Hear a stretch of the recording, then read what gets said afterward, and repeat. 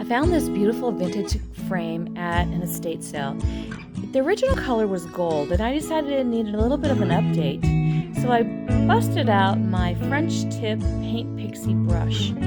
You know, I actually didn't want to get into all the cracks and crevices. I wanted the paint to still be able to have the gold peekabooing below and through it. So I went ahead and I started out with kind of a tan burlappy color and put the first layer down. This frame has amazing detail, and I've got to say, when it was solid gold, you can't really see the amazing detail. The French tip makes an easy job out of covering and painting this frame super fast.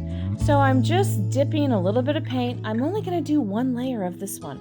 Like I said, I'm not trying to cover all the way deep. The French tip is amazing for getting into crevices, but in this case, I'm just kind of letting it float across the top with my paint and just giving it one quick layer of the tan color. Now, the French tip is a natural bristle brush, which works great for this application. I seriously took me no time at all to just cover this frame. Done. I'm going to let the paint dry, and we're going to go to the next step. The next step I'm going to do is I'm actually going to let this dry a little bit, and then I'm going to grab my other brush, which is my Lil Frenchie. Now I've decided to do 3 different color variations on this frame. A tan, a lighter off-white color tan, and then an off-white. So it's like a light, medium, darker shade of the same color. What I'm going to do now is I grabbed my Lil Frenchie brush. This is an amazing brush. It's just a little bit smaller than its big sister, the French tip. Now what I'm doing now is I'm taking that medium color, and what this is going to do is give me depth. I am taking it, I'm dipping it in my paint, I'm offloading it, and then I am actually taking the paper towel and offloading even more paint. What I want it to do is be more of a dry brush effect. The Lil Frenchie does this and so much more. I am basically just running my paintbrush over the top of this frame. It already has so much detail and so much raised aspects to it, and what it's doing is it's just kind of touching those with the next shade lighter. So what it's going to do, it's going to create a highlight. The reason that I'm using 3 colors in this process, and I'll use the lightest color next, but the reason that I do that is it provides depth and detail where one color does not do that. So what I try to do is go over the dark color to the next shade lighter to the lightest color, and I build out my colors so I get that depth. You could also do it the opposite way.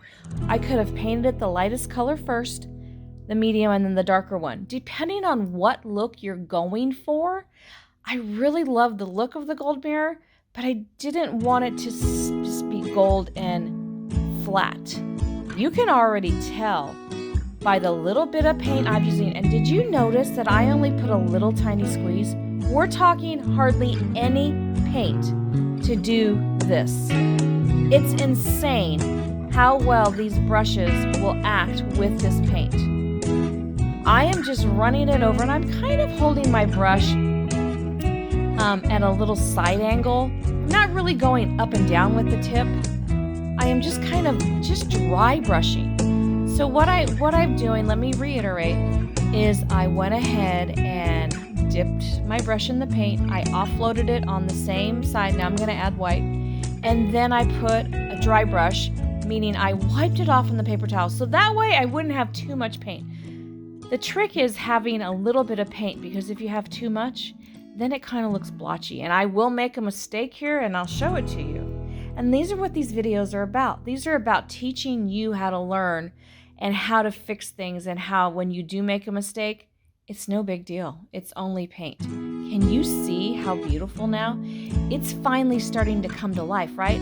It is actually the detailing just with that little dry brushing. And I am not pressing hard.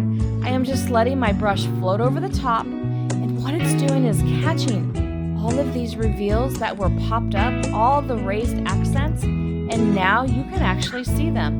Before, you couldn't see them at all. Let's do it again. Dip in paint, offload, then offload even more on the paper towel. What that does is allow me to not have a lot of paint.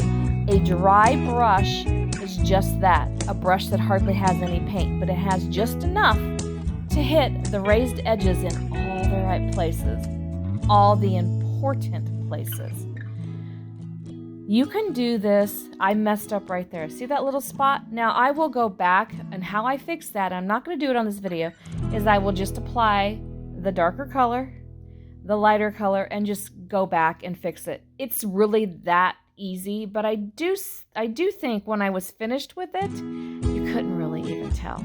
It's just going to take a little dab of the original color, the first color, and it will just hide it. So if you get a little heavy-handed like I did there, that's okay.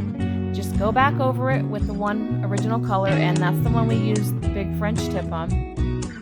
This is the Little Frenchie. Now remember, Little Frenchie is great for getting into tight corners and tight spaces, but I wanted to show you another way that you can use it. It doesn't just have to be the paintbrush that goes into the tight corners.